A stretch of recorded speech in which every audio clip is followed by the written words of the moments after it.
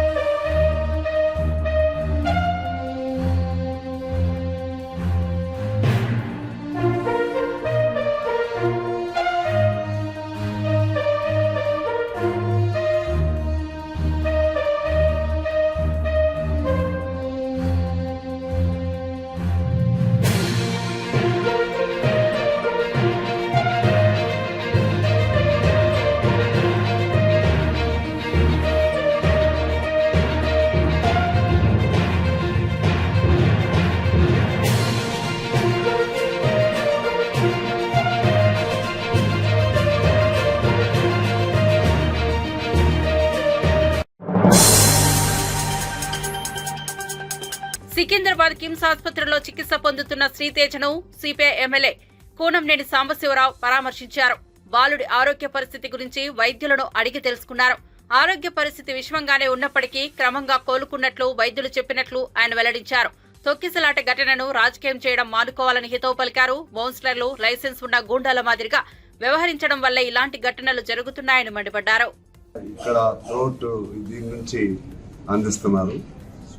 Feeding ఏమో nose నుంచి ఇస్తా ఉన్నారు.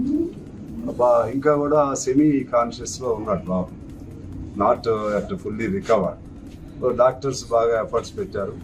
ఇప్పుడే డాక్టర్తో నేను మాట్లాడితే వారు ఏమన్నారంటే సిపిఆర్ పోలీసులు ఇనిషియల్ స్టేజ్లోనే పోలీసులు అక్కడ ఉన్న ఇమీడియట్గా అటెండ్ అయిన వాళ్ళు సిపిఆర్ ఇవ్వబట్టి ఆ బాబు ఆ మేరకు బతకటం జరిగింది.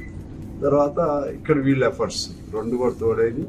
ఒకవేళ ఆ బాబు పూర్తిగా రికవర్ అయితే మాత్రం it is a miracle, it's a wonder, right? Because అంత స్ట్రగుల్ అయ్యింది చిన్నపిల్లాడు కాబట్టి scope is much more to be revived and recover.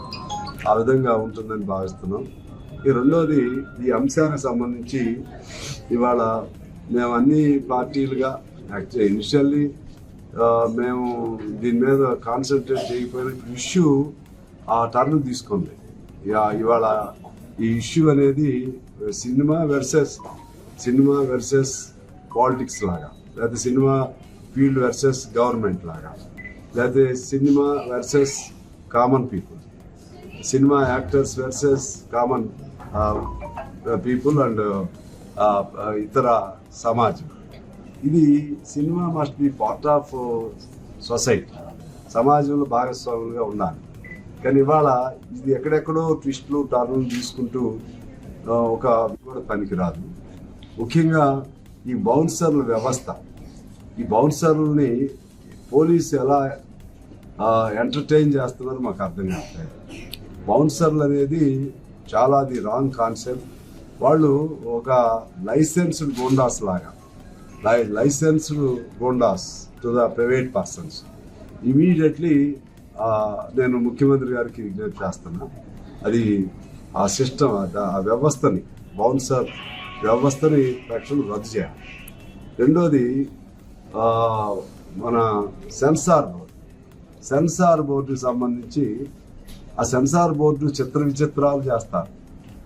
మంచి సామాజిక సందేశం ఉన్న సినిమాలకేమో పర్మిట్ చేయరు. అదేవిధంగా ఇప్పుడు సమాజంలో సంధ్యా థియేటర్ తొక్కిసలాట ఘటన కేసులో ప్రముఖ నటుడు అల్లు అర్జున్ అరెస్టుపై అనంతరం బెయిల్పై విడుదలైన సంగతి తెలిసిందే. ఈ ఘటనపై సీఎం రేవంత్ అసెంబ్లీలో ప్రస్తావించడంతో అల్లు అర్జున్ మీడియా సమావేశం ఏర్పాటు చేసి స్పందించారు. దీంతో విద్యార్థి సంఘాల నేతలు ఆయన ఇంటిపై రాళ్ల దాడికి దిగారు. ఈ నేపథ్యంలో భద్రత కోసం ఆయన ఇంటి చుట్టూ పరదాలు ఏర్పాటు చేసుకున్నారు. ఆయన చిక్కడపల్లి పోలీస్ స్టేషన్లో విచారణకు హాజరయ్యే ముందు వాటిని ఇంట్లో పనిచేసే సిబ్బంది తొలగించారు.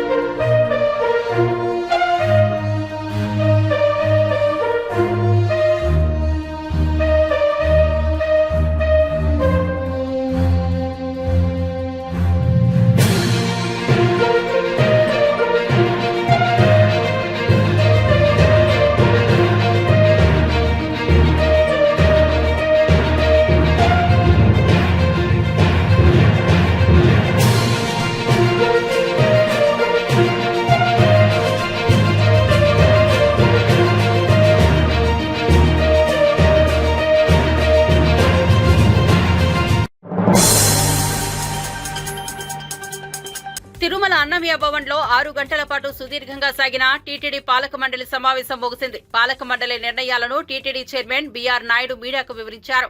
సాధారణ భక్తులకు తక్కువ సమయంలో శ్రీవారి దర్శనం కలిగించేలా ఏఐ టెక్నాలజీ సాయం తీసుకోవడంపై కసరత్తు చేస్తున్నామని, ఏఐ టెక్నాలజీ అందించే పలు విదేశీ కంపెనీల డెమోలను పరిశీలిస్తున్నామని చెప్పారు.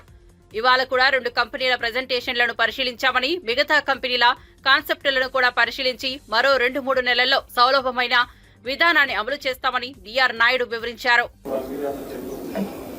మీరు రాశారు, దాని మీద ఎంక్వైరీ జరుగుతుంది. దాని మీద తెలిసిన తర్వాత ఎంక్వైరీ రిపోర్ట్ వచ్చిన తర్వాత చర్యలు తీసుకుంటాం. సార్, ఈ డిపాజిట్ సంబంధించి లాస్ట్ బోర్డు కమిటీ వేశారు. దానిపైన ఉన్న డిసిషన్ మీ కమిటీ రిపోర్ట్స్ ఏమో వచ్చాయి. ప్రైవేట్ బ్యాంక్ సంబంధించి, నేషనల్ బ్యాంక్ సంబంధించి కమిటీ రిపోర్ట్ వచ్చింది. కమిటీ రిపోర్ట్ డిస్కస్ చేయాలి బోర్డులో. బోర్డులో డిస్కషన్ అయిన తర్వాత దాని మీద నిర్ణయం తీసుకోవాలి. ఎన్ని కోట్లు ఉన్నాయి సార్ డిపాజిట్? డిపాజిట్లు ఉంటాయి, 1000 కోట్లలోనే ఉంటాయి. లడ్డూలకు సంబంధించి చిన్న సజెషన్. ఎందుకంటే మనం అన్ని టెంపుల్స్ కి బయటకు తీసుకెళ్లి లడ్డూలు అమ్ముతున్నాం. 400 లడ్డూలు భక్తులకి ఇవ్వాలనే ఉద్దేశంతోనే 1కి 3 మన బూందీ కోట్లు ఏర్పాటు చేస్తాం. బట్ ఇప్పుడు వచ్చేటప్పటికి మాత్రం ఆధార్ కార్డు ఉంటే కేవలం 2 లడ్డూలు ఇవ్వడం అనేది మనం చెప్పడం కరెక్ట్ కాదని ఒకసారి ఆలోచించుకోవాలి. భక్తుల నుంచి ఆ వైపు కొంచెం ఎక్కువగా వేలల్లో ఉన్న భక్తులు లక్షల్లోకి వచ్చేసారు. దాని వలన ఎన్నో పోస్టులు ఖాళీగా ఉండడం జరిగింది. అంటే మనకు ఉన్న సిబ్బంది కూడా చాలా సరిపోవడం లేదు. దానివల్ల సర్వీస్లో చాలా ఇబ్బందులు వస్తున్నాయి. ఇవన్నీ కూడా బోర్డులో చర్చించిన తర్వాత అదనపు సిబ్బందిని తీసుకోవాలి, భక్తులకు ఇబ్బంది ఉండకూడదనే ఉద్దేశంతో ఆ అదనపు సిబ్బందిని తీసుకోవడానికి కూడా ఈరోజు బోర్డులో రెజల్యూషన్ తీసుకోవడం జరిగింది. అలాగే కంచి కామికోటి పీఠం ఆధ్వర్యంలో తిరుపతిలో సాంప్రదాయ పాఠశాల ఒకటి ఉంది. ఆ పాఠశాల కట్టితే బాగుంటుందనే ఉద్దేశంతో ఈరోజు నిర్ణయం చేయడం జరిగింది. తర్వాత ముఖ్యమంత్రి గారి ద్వారా కూడా మహారాష్ట్ర ప్రభుత్వానికి కూడా ఇది మనము ఒక విజ్ఞప్తిని కూడా పంపించడం జరుగుతుంది. అలాగే క్యూ కాంప్లెక్స్లో ఉన్నవాళ్ళు, క్యూ లైన్లో వేచి ఉన్నవాళ్ళు, అంటే వీకెండ్స్లో చాలామంది వస్తారు. ఒక్కొక్కసారి 4 కిలోమీటర్లు కూడా క్యూ ఉంటుంది. కానీ ప్రస్తుతం తక్కువ టాయిలెట్లు ఉన్నాయి. ఈ టాయిలెట్లు సరిపోవడం లేదు, ప్రజలు ఇబ్బంది పడుతున్నారు, భక్తులు ఇబ్బంది పడుతున్నారు అనే ఉద్దేశంతో అదనంగా టాయిలెట్ బ్లాక్స్ కట్టాల్సిన అవసరం ఉందని టీటీడీ బోర్డుని నిర్ణయించి కల్తీ కల్లు పేరుతో ప్రభుత్వం గీత కార్మికులపై అక్రమ కేసులు బనాయిస్తోందని మాజీ మంత్రి వి శ్రీనివాస్ గౌడ్ ఆరోపించారు. కల్లు దుకాణాలపై ఎక్సైజ్ అధికారుల దాడులు యథేచ్ఛగా కొనసాగిస్తూ భయభ్రాంతులకు గురిచేస్తోందని ధ్వజమెత్తారు. తెలంగాణ భవన్లో బీఆర్ఎస్ నాయకులు పల్లె రవికుమార్, రామచందర్ నాయక్తో కలిసి విలేకరుల సమావేశం నిర్వహించారు. ఈ సందర్భంగా ఆయన మాట్లాడుతూ కల్తీ పాలు, నూనెలతో ప్రజల ఆరోగ్యంతో చెలగాటమాడుతున్న అక్రమార్కులను వదిలి వృత్తిని నమ్ముకుని జీవిస్తున్న గౌడ్లను వేధిస్తున్నట్లు ఆవేదన వ్యక్తం చేశారు. గీత కార్మికులకు ఉపాధి కల్పిస్తున్న కల్లు దుకాణాల మూసివేతకు ప్రభుత్వం కుట్రలు చేస్తోందని ఆరోపించారు. కాంగ్రెస్ ప్రభుత్వం గద్దెనెక్కి ఏడాది పూర్తయినా గీత కార్మికులకు ఇచ్చిన హామీలను నెరవేర్చలేదని మండిపడ్డారు. కల్తీకి వ్యతిరేకం కాదు, కానీ మేము ఒకటే అడుగుతున్నాం. ఈరోజు ఇది ఒకటే కాదు, ఇది కేవలం కల్లు అనేది 4 కోట్ల మంది ప్రజలలో కేవలం 10 నుంచి 15 లక్షల మంది మాత్రమే సేవిస్తారు. ఇది ఆరోగ్యమైన డ్రింక్ అని చరిత్రలో కూడా ఉంది. సరే, ఎక్కడెక్కడ కల్తీ చేస్తే యాక్షన్ తీసుకోండి, కానీ దానికన్నా ముందు 4 కోట్ల మంది జనాభా తాగేటువంటి పాలు, ప్రతి పుట్టిన పిల్లగాడి నుంచి చనిపోయే వాళ్ళ వరకు కూడా ప్రతి ఒక్కరు కులము మతం లేకుండా పాలు, చాయనో, తర్వాత పెరుగో, పాలో, నెయ్యో, మజ్జిగనో, పాల పదార్థం లేనటువంటి తిననటువంటి వ్యక్తి ఉన్నాడు. అంటే 4 కోట్ల మంది జనాభా ఉపయోగించే పాలు ఈరోజు తెలంగాణ మొత్తంలో 56.5 లక్షల లీటర్ల పాలు,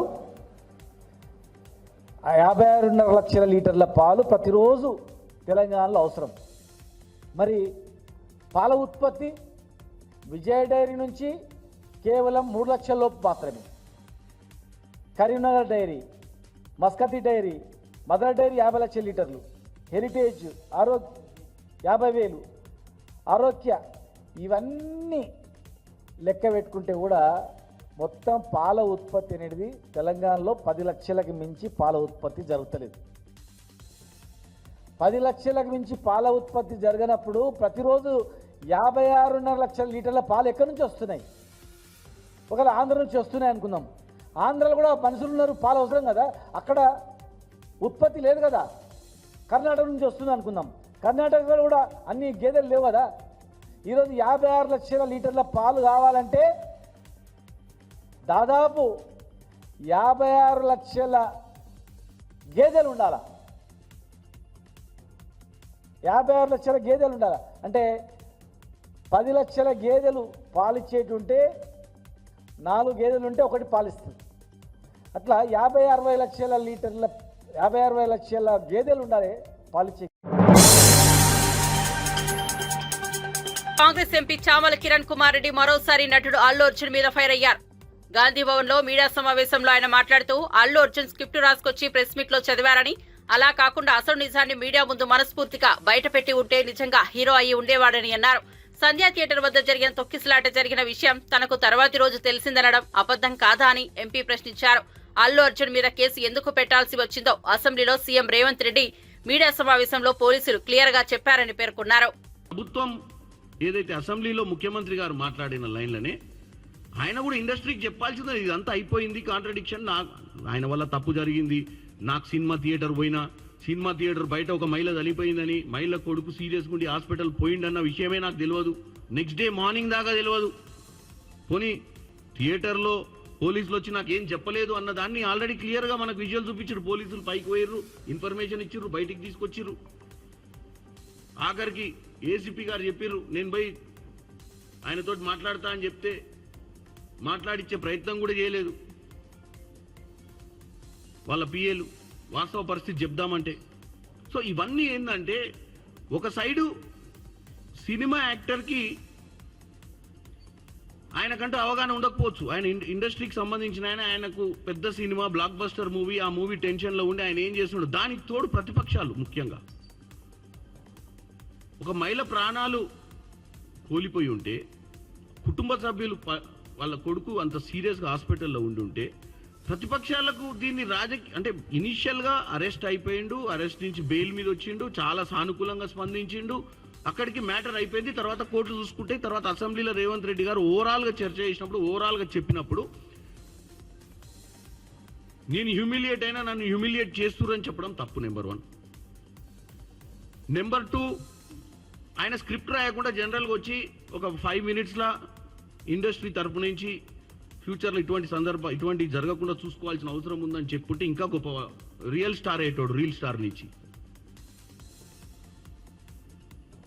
ఎవరో ఇచ్చిన స్క్రిప్ట్ని చదువుకుంటా ఏదో చేయబోయి ఎక్కువ డ్యామేజ్ చేసే ప్రయత్నం చేసిండు అండర్స్టాండింగ్లో. దానికి మళ్ళీ ప్రతిపక్షాలు మళ్ళీ తెల్లారే ఎవరు పురంధేశ్వరి గారు మళ్ళీ వచ్చి ఏదో చెప్తారు. ఎందుకు వాళ్ళు ఓనర్షిప్ ఎక్కడ తీసుకోవాలి? ప్రభుత్వం వైపు నుంచి మన సైడ్ నుంచి ఎక్కడన్నా ఫ్లాస్ ఉంటే ప్రతిపక్షాలు రియాక్ట్ కావాలి. ఈ సినిమాకు సంబంధించిన సబ్జెక్టు మీద మాట్లాడితే మరి వాళ్ళు చేసిన ట్వీట్లకు వాళ్ళు చేసిన ప్రెస్ మీట్లకు ఎక్కువ స్పందన వస్తుందన్న ఆలోచనతో చేసినట్టే కనపడ్డది. వాళ్ళు భారతదేశ వ్యాప్తంగా కూడా మేము కూడా స్పందించినామని రిజిస్టర్ గానికి స్పందించినట్టు ఉంది, కానీ పరిష్కార దిశగా ఎవరు కూడా చెప్పలేదు ఇప్పటిదాకా. నిన్న కాంగ్రెస్ పార్టీ నాయకులు కొంతమంది పోయి ఏపీలో ఎన్డీఏ కూటమి ప్రభుత్వం రాష్ట్ర అభివృద్ధి లక్ష్యంగా అడుగులు వేస్తోందని రాష్ట్ర పురపాలక పట్టణాభివృద్ధి శాఖ మంత్రి పొంగూరు నారాయణ తెలిపారు. సీఎం చంద్రబాబు అధ్యక్షతన టిడ్కో గృహాలపై సమీక్ష జరిగిందని మంత్రి పేర్కొన్నారు. ఈ క్రమంలో గత ప్రభుత్వంపై మంత్రి నారాయణ నిప్పులు జరిగారు. గత వైసీపీ ప్రభుత్వం టిడ్కో ఇళ్లను గందరగోళం చేసిందని మండిపడ్డారు. 7 లక్షల ఇళ్లను గత ప్రభుత్వం 2 లక్షలకు తీసుకొచ్చిందని ఆగ్రహం వ్యక్తం చేశారు. గత వైసీపీ సర్కార్ టిడ్కో ఇళ్లపై లోన్ తీసుకుని నిధులను పక్కదారి పట్టించిందన్నారు. టెండర్లు పిలిచామో 4,54,000, అందులో 2,61,000 నుంచి మిగతాన్ని క్యాన్సిల్ చేశారు. 2,61,640 ఇళ్ళు మాత్రమే ఉంచారు. అదే తెలుగుదేశం ప్రభుత్వం కానీ అప్పుడు కంటిన్యూ అయ్యి ఉంటే ఆ 7 లక్షల ఇళ్ళు అయిపోయిండాయి. మా ప్లాన్ 7 లక్షల ఇళ్ళని 38,000 కోట్ల 265 వేలతో చేయాలనుకుంటే 38,000 కోట్లు సుమారుగా చేయాలని ప్లాన్ చేస్తే వాళ్ళు అవన్నీ కట్ చేసేసి 7 లక్షల ఇళ్ళని కేవలం 2,61,000 తీసుకొచ్చారు. కానీ ఆ 2,61,000 ఇళ్ళన్నా పూర్తి చేశారంటే అవి కూడా చేయలే. ఆ 2,61,000లో తెలుగుదేశం ప్రభుత్వం అప్పుడు 77,000 ఆల్మోస్ట్ పూర్తి చేసాం మేమే. ఆ 2,61,000లో 2014-19లో మేమే పూర్తి చేసాం. 50 నుంచి 75% దాకా 64,000 ఇళ్ళు అయినాయి, మేమే పూర్తి చేసినాం. 25% నుంచి 50% దాకా 49,000 ఇళ్ళు అయినాయి. 25% బిలో 1,22,000. కానీ వాటిలన్నా పూర్తి చేశారంటే అవి కూడా చేయలే. అవి కూడా చేయకుండా అలాగే వదిలేశారు. ఈరోజు ఈ ప్రాజెక్టు మొత్తం పూర్తి కావాలంటే టోటల్గా 7,500 కోట్లు కావాల్సి వస్తుంది. ఈ 2,61,000 పూర్తి చేయాలంటే 7,517 కోట్లు కావాలి. 7,517 కోట్లు అయితే ఈ 2,61,000 హౌసెస్ కంప్లీట్ అవుతాయి. ఈరోజు ముఖ్యమంత్రి గారి అధ్యక్షతన దీని మీద రివ్యూ జరిగింది. ముఖ్యమంత్రి గారు కొంత సజెషన్స్ ఇచ్చారు. అందులో ముఖ్యంగా ఏంటంటే ఎవరైతే బెనిఫిషరీస్ని ఐడెంటిఫై చేసి ఈ యొక్క 365 చదరపడుగులు కానీ 430 చదరపడుగులు ఈ రెండిటికి లోన్స్ రైజ్ చేశారు గత ప్రభుత్వం, వైసీపీ ప్రభుత్వం. లోన్స్ రైజ్ చేసి ఆ ఇళ్ళు కట్టకుండా, అంటే ఎవరి పేరుతో అయితే లోన్స్ రైజ్ చేశారో వాళ్ళ మీద ఇల్లు కట్టకుండా ఆ డబ్బులు. తెలంగాణ రాజకీయాలు అల్లు అర్జున్ వివాదం చుట్టూనే తిరుగుతున్నాయి. అల్లు అర్జున్ పై తెలంగాణ కాంగ్రెస్ నేతలు తీవ్ర స్థాయిలో విరుచుకుపడుతున్నారు. తాజాగా ఎమ్మెల్యే ఎన్ఎం శ్రీనివాసరెడ్డి స్పందించారు. గొప్ప వాళ్లమని విర్రవీగే సినీ నటులకు ఎమ్మెల్యే ఎన్ఎం సూటి ప్రశ్న వేశారు. సినీ నటులు ఎవరైనా స్కూళ్లను, హాస్పిటల్ను దత్తత తీసుకున్నారా అని నిలదీశారు. సామాజిక అంశాలపై స్పందించడానికి కూడా సినీ నటులు డబ్బులు వసూలు చేసిన సందర్భాలు ఉన్నాయన్నారు. సినీ తారలు సినిమాల్లోనే కాదు నిజ జీవితంలో కూడా నటిస్తున్నారన్నారు. పిల్లలకు పుస్తకాలు ఇచ్చే అంశంలో కూడా వారు లాభం చూసేవారని ఆరోపించారు. తెలుగు ప్రజలన్నా కరెన్సీ నోట్లను వాళ్లకు ప్రింటింగ్ చేసే యంత్రాలుగా చూసిండ్రు తప్ప మానవత్వం ఉన్న మనుషులు వాళ్ళు, గొప్ప మనుషులు. 30,000 జీతం వస్తున్నా కూడా 3,000 రూపాయల టికెట్ తీసుకొని వచ్చి నీ స్టార్డమ్ నిలబెడుతున్నారు, మన తెలుగు సినిమాను బ్రతికించుకుంటున్నారు అన్న ధ్యాస కానీ ఆలోచన కానీ ఒక్క క్షణం కూడా వీళ్ళకు రాలే. వీళ్ళకంటే సోను సూద్ గారు ఎన్నో రెట్లు నయం.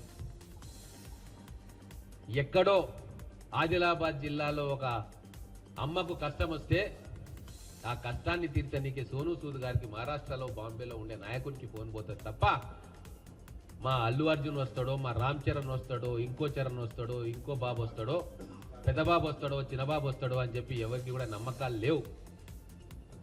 ఎవరు కూడా ఫోన్ చేయరు, చేసినా వీళ్ళు రిసీవ్ చేసుకోరు. కాబట్టే మీరు మారాల్సిన అవసరం ఉంది. సమాజానికి మీరు ఏం తిరిగిస్తారో ఈ సంఘటనల తర్వాత అయినా మీ మీద వస్తున్న ప్రజా వ్యతిరేకత దృష్టిలో పెట్టుకోనైనా మీరు మారాలి. మీకంటే ఆడపిల్లలుగా సమంత గారు ఎన్నో సేవా కార్యక్రమాలు చేస్తూ ఉన్నారు. ఆడపిల్ల అయినా మంచు లక్ష్మి గారు ఎన్నో స్కూళ్ళను అడాప్ట్ చేసుకొని కొన్ని వేల మంది పిల్లలకు చదువు చెప్తా ఉన్నారు. ఇట్లా వాళ్ళు చేస్తున్న సేవ కూడా వందల కోట్ల రూపాయల పారితోషికం చేస్తున్న మీరు చేయట్లేదు. ఎందుకని అంటే మీకు మానవ సంబంధాల మీద, తెలుగు ప్రజల దుస్థితి మీద, లేకుంటే వాళ్ళకు వచ్చే కష్టాల మీద మీకు అవగాహన లేదు. మీరు మేడలో పెరిగినరు, చెన్నైలో పెరిగినరు, హైదరాబాద్లో పెరిగినరు, ఇంకెక్కడ పెరిగినరు, కానీ ప్రజలతో సంబంధం లేకుండా ఒక కృత్రిమ ప్రపంచంలో మీరు పెరిగినరు కాబట్టి మీ గాజు కండ్లు, రాతి గుండెలు కరుగుతలేవు. సంక్షోభం వస్తే మళ్ళీ వచ్చి నటన చేస్తారు పబ్లిక్ ముందు. మేము చాలా గొప్పోళ్ళము, అన్యాయం జరిగింది, మేము చాలా బాధపడుతున్నామని చెప్పి ఒక ప్రకటన ఇస్తాం.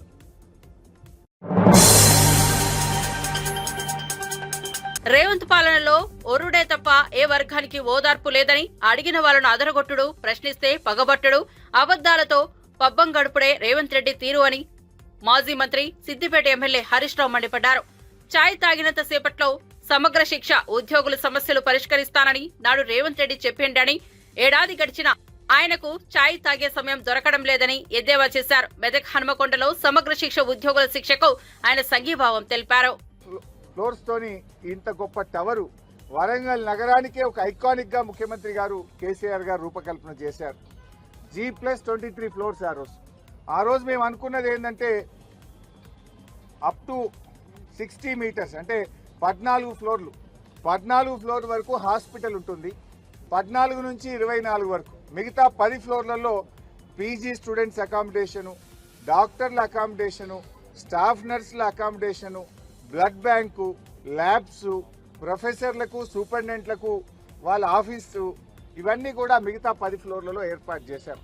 అంటే మొదటి 14 ఫ్లోర్లలో హాస్పిటల్ను, మిగతా 10 ఫ్లోర్లలో బ్లడ్ బ్యాంకులు, మన టెస్టింగ్ సెంటర్లు, labs, quarters, PG students quarters, doctors quarters, ఇవన్నీ కూడా జాగ్రత్తగా అందరు ఇక్కడే ఉంటే ఎమర్జెన్సీ సేవలు బాగా అందుతాయని ఎంతో ప్రణాళికబద్ధంగా చేశాం.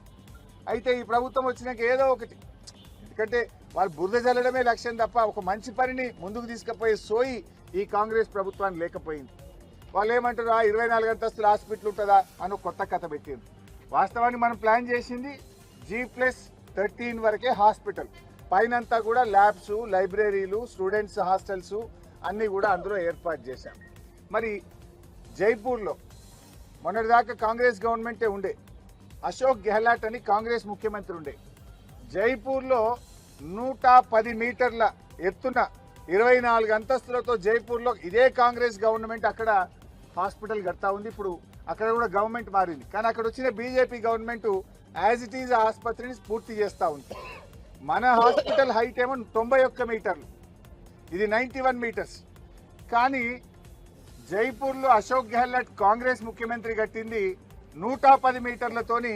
మరి అక్కడ కూడా ఆసుపత్రి ఆయన ప్రారంభించిండు. అంటే అక్కడ కాంగ్రెస్ పార్టీ చేస్తే ఒప్పు, ఇక్కడ బీఆర్ఎస్ పార్టీ చేస్తే తప్పు. ఇది కాంగ్రెస్ నీతి.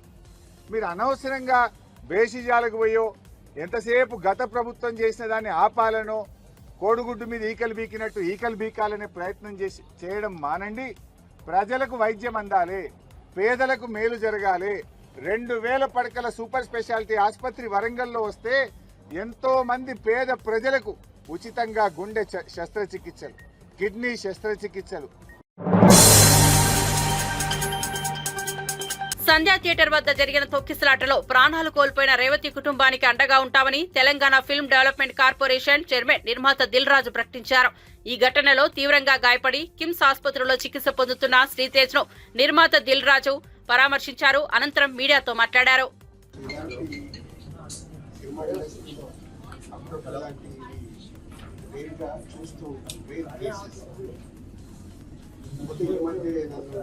సీఎం గారు ఎఫ్టీసీ చైర్మన్గా నియమించినప్పుడు ఇండస్ట్రీకి ప్రభుత్వానికి మధ్యలో బ్రిడ్జిలాగా ఉండటానికి నా ఇండస్ట్రీలో ఉన్న ఒక ఇంపార్టెంట్ పర్సన్, అలాగే ప్రభుత్వం నుంచి ఎఫ్టీసీ చైర్మన్ ఇంపార్టెంట్ పర్సన్ బ్రిడ్జిలాగా ఉండాలని నియమించారు.